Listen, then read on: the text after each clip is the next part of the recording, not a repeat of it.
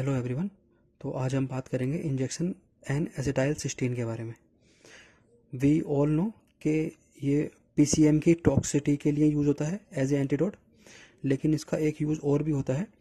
इसको mucolytic agent भी बोला जाता है।